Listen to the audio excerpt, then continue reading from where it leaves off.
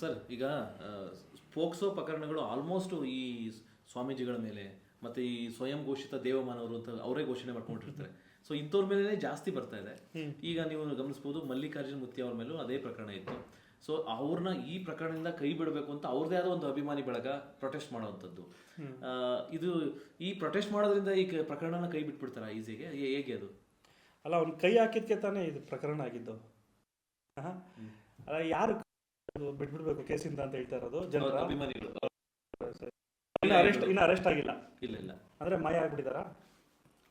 ಇವರು ಫುಲ್ ಮಾಯ ಆಗ್ಬಿಟ್ಟಿದ್ದಾರೆ. ಅಂದ್ರೆ ದೇವಲೋಕದಲ್ಲಿ ಇವಾಗ ಅವರು ಸೆಟ್ಲ್ ಆಗಿದ್ದಾರೆ ಅನ್ಸುತ್ತೆ ಬಹುಶಃ. ಬೇಲಾದ್ಮೇಲೆ ದೇವಲೋಕದಿಂದ ಕೆಳಗಡೆ ಬರ್ತಾರೆ. ಸರ್, ಇದೆಲ್ಲ ಏನಂದ್ರೆ ಮೊದಲು ಜನ ಬುದ್ಧಿವಂತರಾಗಬೇಕು ಸರ್. ಒಂದು ಮಗುವಿನ ಒಂದು ಕೇಸ್ನಲ್ಲಿ ಪ್ರಕರಣದಲ್ಲಿ ಆ ಮಗುವಿಗೆ ಈ ಥರ ಅಂತ ಹೇಳಿ ಅಥವಾ ಆ ಮಗುಗೆ ಈ ರೀತಿ ಲೈಂಗಿಕವಾಗಿ ತೊಂದರೆ ಆಗಿದೆ ಅನ್ನೋದನ್ನ ಸಾರ್ವಜನಿಕರು ಗಮನಿಸಿ, ಸರ್ಕಾರ ಗಮನಿಸಿ, ಸುಮೋಟೋ ಕೇಸಾಗಿ ಮಕ್ಕಳ ಆಯೋಗದವರು ಕೂಡ ಕೇಸ್ ಹಾಕಿದ್ರೆ ಅಲ್ಲಿನ ಜನರು ಇಲ್ಲ ಅದಾಗಿಲ್ಲ ಅಂತ ಹೇಳ್ತಾರಲ್ಲ, ಅಂದರೆ ಯಾವ ಮಟ್ಟಕ್ಕೆ ಮೂರ್ಖರಿದ್ದಾರೆ ಜನರು ಅನ್ನೋಂಥದ್ದು. ಹಾಕೊಂಡು ಫುಲ್ ಶೋಕಿ ಮಾಡಿಕೊಂಡು ಮಂಚದ ಮೇಲೆ ಕುಂತ್ಕೊಂಡು ಬಾದಾಮಿ ತಿನ್ಕೊಂಡು ಬಿಟ್ರೆ ಅದನ್ನ ನಿನಗೆ ಕೇಸ್ ಇಲ್ದಿರ ಅಂತ ಮತ್ತೆ ಇನ್ನೇನು ಹೇಳ್ತಾರೆ. ಸೊ ಹಾಗಾಗಿ ಮೊದಲು FIR ಅನ್ನೇನೋ ಮಾಡಿದ್ರು. ಯಾವುದೇ ತೊಂದರೆ ಇದ್ರು ಫಸ್ಟು ಇಂಥವ್ರು ಅರೆಸ್ಟ್ ಮಾಡಬೇಕು ಸರ್. ಅಥವಾ ಭೈರತಿ ಅವ್ರನ್ನ ಬಿಟ್ಟಂಗೆ ಇವ್ರನ್ನ 90 ದಿನ ಬಿಟ್ಬಿಡ್ತೀರಾ? ಸುಪ್ರೀಂ ಕೋರ್ಟ್ಗೆ ಹೋಗಿ ಅಲ್ಲಿ ರಿಜೆಕ್ಟ್ ಆದಮೇಲೆ ದೇವಲೋಕದಿಂದ ಮನುಷ್ಯ ಸ್ಟೇಷನ್ಗೆ ಟಪ್ ಅಂತ ಬೀಳ್ತಾನೆ ಕೆಳಗಡೆ, ಆಮೇಲೆ ಅರೆಸ್ಟ್ ಪ್ರಕ್ರಿಯೆ ಆಗುತ್ತೆ ಅಲ್ವಾ? ಅಂದರೆ ಬಂದು ಸರೆಂಡರ್ ಆಗ್ತೀನಿ ಅನ್ನೋರು ಹಂಗೆ ಮಾಯ ಆಗ್ಬಿಡ್ತಾರೆ. ಸೆಂಟ್ರಲ್ ಯಾವ್ದಾದ್ರು ಭೂತ ಎತ್ಕೊಂಡೋಯ್ತಾ ಯುದ್ಧಗಳಿದೆ ಆಕಾಶದಲ್ಲಿ. ಇವೆಲ್ಲ ಮೂರ್ಖರು ಸರ್, ಮೂರ್ಖರು ಮಾಡೋವಂಥದ್ದು. ದೇವ್ರುಗಳು ಮಾತಾಡ್ತವೆ ಅಂತ ಹೇಳಿ ಕೇಳಿದ್ದೀವಲ್ಲ, ಆ ರೀತಿ ಪಾಪ ಈ ದೇವ್ರು ಒಂದೊಂದ್ಸರಿ ಟಿವಿಲಿ ಬಂದು ಮಾತಾಡುತ್ತೆ, ಕ್ಯಾಮ್ರಾದಲ್ಲೇ ಮಾತಾಡುತ್ತೆ, ಹೋಗುತ್ತೆ. ಮತ್ತು ಇನ್ನೋವಾ ಕಾರಲ್ಲಿ ಈ ದೇವ್ರು ಫ್ರಂಟಲ್ಲೇ ಕುಂತ್ಕೊಬೇಕು, ಕಿಟಕಿಲೇ ಜನರು ಕಾಣಿಸ್ಬೇಕಲ್ಲ ಈ ದೇವ್ರಿಗೆ. ನೋಡಿ ಈ ಥರ ಎಷ್ಟು ಚೆನ್ನಾಗಿದೆ ಈ ದೇವರು ದೈವ. ಮತ್ತು ಆ ಥರ ಈ ದೈವಮಾನವ ಅಂತ ಏನೋ ಹೆಸರಿಟ್ಟಿದ್ದಾರಂತೆ. ಸ್ವಯಂ ಘೋಷಿತ ದೈವಮಾನ ಅವರೇ ಘೋಷಣೆ ಮಾಡ್ಕೊಳ್ತಕ್ಕಂಥದ್ದು ದೈವಮಾನವ ಶಿವಕುಮಾರ ಸ್ವಾಮೀಜಿ ಅಂತ ಮಾತ್ರ ನಾವು ಒಪ್ಕೊಂಡಿದ್ದೀವಿ ಈ ಪ್ರಪಂಚದಲ್ಲಿ. ಅವ್ರು ಬಿಟ್ಟರೆ ಅದು ಬಿಟ್ಟರೆ ಅವ್ರ ಶಿಷ್ಯನೂ ಕೂಡ ನಾವು ಒಪ್ಕೊಳ್ಳೋಕೆ ರೆಡಿ ಇಲ್ಲ, ಅಥವಾ ಮುಂದೆ ಬರೋರು ಯಾರು ಕೂಡ ನಾವು ಒಪ್ಕೊಳ್ಳೋಕೆ ಸರಿ ಇಲ್ಲ. ಅಂತ ಎಷ್ಟು IAS ಆಫೀಸರ್ಸ್ಗಳು, KS ಆಫೀಸರ್ಸ್ಗಳು, ಎಂತೆಂಥ ರೈತರುಗಳು, ಸಾಧನೆ ಮಾಡಿರೋ ಬಿಸ್ನೆಸ್ ಮ್ಯಾನ್ಗಳು ಎಲ್ಲ ಆ ಆಶ್ರಮದಲ್ಲಿ ಅಲ್ಲಿ ಓದುವಂಥದ್ದು ನೀವು ನೋಡ್ಬೋದು. ಅವ್ರನ್ನ ಯಾಕೆ ಅಷ್ಟು ನಾನು ಪೂಜಿಸ್ತೀನಿ ಅಂದರೆ, ಕೋಮದಲ್ಲಿ ಇದ್ದಾಗಲೂ ಕೂಡ ಶಿವಲಿಂಗನ ಪೂಜೆ ಮಾಡ್ತಿದ್ದಂಥವ್ರು. ಅಂದರೆ ಕೋಮದಲ್ಲಿ ಅವ್ರಿಗೆ ಜ್ಞಾನ ಇಲ್ಲ, ವಿಭೂತಿ ಹೇಳ್ಕೊಳ್ಳೋದು, ಹಿಂಗೆ ಮಾಡೋದು ಅದು ನಾಟಕ ಅಲ್ಲ. ಅವ್ರನ್ನ ಮಾತ್ರ ಆ ಪದಕ್ಕೆ ಸೂಕ್ತವಾದ ವ್ಯಕ್ತಿ, ಇನ್ಯಾರೂ ಕೂಡ ಅಲ್ಲ. ಅವ್ರ ರೀತಿ ಆಗಕ್ಕೆ ಇವ್ರ ಕೈಲಿ ಸಾಧ್ಯವೂ ಇಲ್ಲ. ಇವರೇನಾದರೂ ಕೋಮಕರಕ್ಕೆ ಹಾಕ್ಬಿಡಿ, ಸುಮ್ಮನೆ ನೀವು ಯಾವುದೇ ಇಂಜೆಕ್ಷನ್ ಕೊಟ್ಬಿಟ್ಟು ಇವ್ರು ಹೇಳಿದ್ರಲ್ಲ ಹಾಕ್ಬಿಡಿ ನೋಡಿ, ಅವ್ರು ಆಕ್ಷನ್ ಕೊಟ್ಟು ಬೇರೆ ಬರ್ತವೆ. ಯಾವುದೇ ವಿಭೂತಿ ಬರಲ್ಲ, ಬೇರೆನೇ ಬಂದ್ಬಿಡ್ತದೆ ಅದು.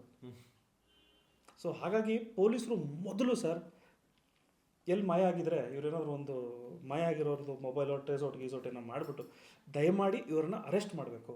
ಯಾಕಂದರೆ ಈ ರೀತಿ ಮೂರ್ಖರನ್ನ ಮಾಡಿಕೊಂಡು ಜನರಿಗೆ ಮೋಸ ಮಾಡಿಕೊಂಡು ಜೀವನವನ್ನು ಮಾಡ್ತಿರೋದು, ಹೊಟ್ಟೆ ತುಂಬಿಸ್ಕೊತಾ ಇರೋದು ಒಂದು ಕೊಲೆ ಪ್ರಕರಣಕ್ಕಿಂತ ದೊಡ್ಡ ಕೊಲೆ ಪ್ರಕರಣ ಇದು. ಆಫೆನ್ಸ್ ಇದು. ಮನೆಯೊಳಗಡೆ ಈಸಿಯಾಗಿ ನುಗ್ತಾರೆ, ಮನೆಯೊಳಗಡೆ ಈಸಿಯಾಗಿ ಮಲ್ಕೊತಾರೆ, ನಾನು ಮಾಡಿದೆಲ್ಲ ದೇವ್ರು ಮುಡ್ತದೆ ಅಂತ ಹೇಳ್ತಾರೆ. ಇದೇನು ಹೊಸದಲ್ಲ, ಬಹಳಷ್ಟು ಹಳೆ ಪ್ರಕರಣಗಳು, ಕಥೆಗಳು ನಾವು ಕೇಳಿದ್ದೀವಿ ಅಲ್ವಾ? ಅದರಲ್ಲಿ ದೇವ್ರು ಬಂದಿದೆ ಅಂತ ಹೇಳ್ಬಿಟ್ಟು ಆಗ ಸುಮಾರು 200 ವರ್ಷದ 300 ವರ್ಷದ ಹಿಂದೆ ಆ ದೇವ್ರು ಬಂದಿರೋನು ನಿನ್ನ ಮಗಳು ಅಥವಾ ನಿನ್ನ ಹೆಂಡತಿನೇ ಇವತ್ತು ಕಳಿಸ್ಬೇಕು ನೀನು ಅಲ್ಲಿಗೆ ಅನ್ನುವಂಥ ಇತಿಹಾಸಗಳಲ್ಲಿದ್ದಾವೆ. ಸೊ ಇದೇನು ಹೊಸದಲ್ಲ ಇದೆಲ್ಲ. ಸೊ ಅಲ್ಲಿಂದ ನಾವು ಇಲ್ಲಿವರೆಗೂ ಬದಲಾವಣೆ ಆಗಿ ಬಂದಿದ್ದೀವಿ. ಈಗಲೂ ಕೂಡ ಎಲ್ಲೋ ಒಂದು ಕಡೆ 2 ಕಡೆ ಇಂಥವು ಇದ್ದಾವೆ ಅಂದಾಗ ಅಲ್ಲೇ ಕ್ಯೂಚ್ ಹಾಕ್ಬಿಡ್ಬೇಕು. ಅಂಥವ್ರು ನೋಡಿ ಇನ್ನೊಂದಿಷ್ಟು ಜನಗಳು ಉತ್ಪತ್ತಿ ಆಗ್ತಾರೆ. ಈಸಿ ಅಲ್ವಾ ಸರ್? ಅವ್ರು ನೋಡೋ ರಾಜನ್ ಥರ ಇದ್ದಾರೆ. ಸೊ ಅವ್ರು ಹೇಳಿದ್ದೆಲ್ಲ ನಡೆಯುತ್ತೆ. ಈಸಿ ಅಲ್ವಾ ಸರ್? ಜನರಿಗೆ ಈ ಥರ ಹೇಳ್ಕೊಂಡು ಆರಾಮಾಗಿ ನಿನಗೆ ಇದು ಮಾಡಿಕೊಂಡು ಈಸಿ ಜೀವನ ಅಲ್ವಾ? ಪಾಪ ನಾವೆಲ್ಲ ಕಷ್ಟಪಡ್ತಾ ಇದ್ದೀವಿ ಜೀವನಕ್ಕೆ, ಕೈ ಮುಕ್ಕೊಂಡು ಕಾಲು ಮುಕ್ಕೊಂಡು ಬೇರೆಯವ್ರಿಗೆ. ಅವನು ಈಸಿ ನೋಡಿ, ಅವನಿಗೆ ಎಲ್ಲ ಕಾಲು ಮುಗಿತಿದ್ದಾರೆ, ಅವ್ನು ಮಾಡಿದ್ದೆಲ್ಲ ದೇವ್ರು ಮಾಡಿದ್ದು ಅಂತಿದ್ದಾರೆ. ಪಾಪ ನಿಜವಾಗ್ಲೂ ಆ ದೇವ್ರಿಗೆ ಎಷ್ಟು ಬೇಜಾರಾಗಿರ್ಬೋದು, ಈ ರೀತಿ ನನ್ನ ಹೆಸರು ಹೇಳ್ಕೊಂಡು ಈ ರೀತಿ ಎಲ್ಲ ಮಾಡ್ತೀರಾ ಅಂತ. ಸೊ ಅದ್ರ ಕರ್ಮದ ಫಲವೇ ಇವೆಲ್ಲ ಮಾತುಗಳು, ನಮ್ಮ ಮಾತುಗಳಾಗಿರ್ಬೋದು, ನಿಮ್ಮ ಕ್ಯಾಮ್ರಾ ಆಗಿರ್ಬೋದು, ಜನರ ಒಂದು ಒತ್ತಡ ಆಗಿರ್ಬೋದು, ಆಕ್ರೋಶ ಆಗಿರ್ಬೋದು, ಅಥವಾ ಜನರಿಗೆ ಎಲ್ರಿಗೂ ಕೂಡ ಮಹಿಳಾ ಆಯೋಗದಿಂದ ಹಿಡಿದು ಸರ್ಕಾರಕ್ಕೆ ಆ ರೀತಿ ಕಾರಣನೇ ಆ ಒಂದು ಕರ್ಮ. ಅಂದರೆ ಇವೆಲ್ಲವೂ ಕೂಡ ಸ್ಟಾಪ್ ಆಗಬೇಕು ಅನ್ನೋವಂಥದ್ದು. ಸೊ ಹಾಗಾಗಿ ಮೊದಲು ಅವರ ಮಠವನ್ನು ಮೊದಲು ಸೀಸ್ ಮಾಡಬೇಕು. ಆ ಮಠದಲ್ಲಿ ಇವರ ಇತಿಹಾಸಗಳನ್ನ ತಗೊಬೇಕು. ಎಷ್ಟು ಜನ ಮನೆಯೊಳಗಡೆ ನೀನು ಈ ರೀತಿ ಆಗಿದೆ, ಏನು ಮಾಡಿದ್ಯಾ, ಏನು ಕತೆ, ಈ ರೀತಿಯಾಗಿ ಇನ್ವೆಸ್ಟಿಗೇಷನ್ನ ಮಾಡಿ ತಕ್ಷಣ ಅವ್ರನ್ನ ಅರೆಸ್ಟ್ ಮಾಡಬೇಕಾಯ್ತು ಸರ್. ಇದು ನಿಜವಾಗ್ಲೂ ಕಾಂಗ್ರೆಸ್ ಸರ್ಕಾರ ಹೇಳ್ತಾರೆ, ಕಾಂಗ್ರೆಸ್ ಸರ್ಕಾರ ಸೆಕ್ಯುಲರ್ ಅಂತ ಹೇಳ್ತಾರೆ. ಹಾಗಾದರೆ ಇಂಥ ಒಂದು ಅನ್ಯಾಯವನ್ನು ಕೂಡ ಸೆಕ್ಯುಲರ್ ಆಗಿ ತೊಗೊತಿದ್ದೀರಾ ನೀವು. ಅಂದರೆ ಮಠ ಮಹದೇಶ್ವರ ಯಾರೋ ಬೇರೆಯವರು ಕಾವಿ ಹಾಕ್ಕೊಂಡಿರುವಂಥವ್ರು ದೊಡ್ಡ ಇವ್ರನ್ನೆಲ್ಲರನ್ನು ಹೋಗಿ ಟಕ್ ಅಂತ ಹೋಗಿ ಸೆಕ್ಯುಲರಿಸಮು ಅಂತ ತೋರಿಸ್ತಾ ಇದ್ದೀರಾ. ಇದೇ ಒಬ್ರು RSS ಮಾಡಿಬಿಟ್ಟಿದ್ರೆ ಅಥವಾ ಇದು ಮಾಡಿಬಿಟ್ಟಿದ್ರೆ ಟಕ್ ಅಂತ ಹೋಗ್ಬಿಡ್ತಿದ್ರೆ ತಗೊಂಡು ನೀವು ಮುಟ್ತಾ ಇಲ್ವಾ? ಮೊದಲು ಹೋಮ್ ಮಿನಿಸ್ಟ್ರು ಅಷ್ಟೇ ಇದನ್ನು ಮೊದಲು ಅರೆಸ್ಟ್ ಮಾಡಬೇಕು. ಯಾಕಂದರೆ ಮಕ್ಕಳ ಪ್ರಕರಣ ಸರ್, ನಮ್ಮ ಭವಿಷ್ಯ. ನೀವು ಯಾವುದೇ ಪೊಲೀಸ್ ಸ್ಟೇಷನ್ಗೆ ಹೋದರೂ ಕೂಡ ಮೊದಲು ದೊಡ್ಡದಾಗಿ ಒಂದು ಬೋರ್ಡ್ ಹಾಕಿರ್ತಾರೆ, ಆ ಮಗು ಹಿಂಗೆ ಹೌಚ್ಕೊಂಡು ಕುಂತಿರೋದು ಅಥವಾ ಶೇಡ್ ಆಗಿರೋವಂಥದ್ದು, ಆ ಮಕ್ಕಳು ಅನುಭವಿಸ್ತಾ ಇರೋದು, ಹೆಣ್ಮಕ್ಳು ಚಿಕ್ಕ ಮಕ್ಕಳು ಗೊತ್ತಾಗಲ್ಲ. ಸೊ ಅಂಥ ಒಂದು ಸಿಚುವೇಶನ್ಗಳಲ್ಲಿ ಸಮಾಜ ಇದೆ ಅನ್ನೋದಕ್ಕೆ ಆ ಫೋಟೋಗಳನ್ನ ಹಾಕಿರೋವಂಥದ್ದು. ಯಾರೋ ಈ ರೀತಿ ದುರುಪಯೋಗ ಮಾಡ್ತಾರೆ ಅನ್ನೋವಂಥದ್ದು. ಅಂಥದ್ದು ಇಷ್ಟು ಬಹಿರಂಗವಾಗಿ ಮಾಧ್ಯಮದಲ್ಲಿ ಬಂದಾಗ ನೀವು ಅರೆಸ್ಟ್ ಮಾಡಿದಿರೋವಂಥದ್ದು ಖಂಡಿತವಾಗ್ಲೂ ಖಂಡನೀಯ. ಇದೇ ಪ್ರಕರಣದಲ್ಲಿ ಮಾತಾಡಿದಾಗ ಸುಮಾರಷ್ಟು ಕಾಮೆಂಟ್ಸ್ಗಳು ಬಂದಿತ್ತು. ನಿನ್ನ ಫೋನ್ ನಂಬರ್ ಕೊಡು, ನಿಮ್ಮ ಮನೆಗೆ ಬರ್ತೀವಿ, ನೀನು ನೋಡಿ. ಏನು ಇವರ ಪರವಾಗಿ ಪಾಪ ಅವ್ರ ಭಕ್ತರು, ಅವ್ರ ಫಾಲೋವರ್ಸ್ ಹಿಂಗೆ ಈ ರೀತಿ ನೀನು ಇದು ಮಾಡಿಬಿಡ್ತೀನಿ ಅದು ಮಾಡಿಬಿಡ್ತೀವಿ ಅಂತ ಹೇಳಿ. ಸೊ ಆವಾಗ ನನಗನ್ನಿಸ್ತು, ದಯವಿಟ್ಟು ಈ ರೀತಿ ಈ ಸಲ ಫೋನ್ ನಂಬರ್ ಹಾಕಿ ಅಂತ ಬಂದರೆ. ಸೊ ಯಾಕಂದರೆ ಇದು ಮಕ್ಕಳ ವಿಷಯ. ಅಂದ್ರೆ ಇಂಥವ್ರು ಈ ಥರದ್ರು ಸಮಾಜದಲ್ಲಿ ಹುಟ್ಟಾಗ ಯಾರು ಮಾತಾಡಿರ್ಬಾರ್ದಾ? ಮಾತಾಡ್ಬೇಕು, ನಾವು ಇದೀವಲ್ಲ ಸರ್. ಈ ಥರ ಬೆದರಿಕೆ ಆಗ್ತಾರೆ ಅಂದ್ರೆ ಇದೆಲ್ಲ ಅವೆಲ್ಲ ಬೆದರಿಕೆಗೆಲ್ಲ ಮಾಡ್ಕೊಳ್ಳಂಗೆಲ್ಲ ಇದ್ದಿದ್ರೆ ಸರ್ ಅವೆಲ್ಲ ಕಷ್ಟ.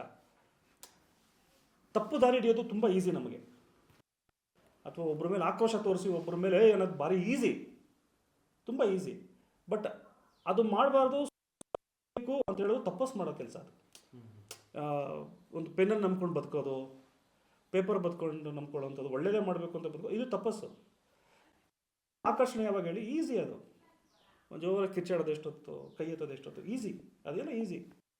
ರಕ್ತದಲ್ಲೂ ಇರ್ತದೆ, ಮಯೂರ ವರ್ಮದಲ್ಲಿ ರಕ್ತದಲ್ಲೂ ಇತ್ತಂತೆ.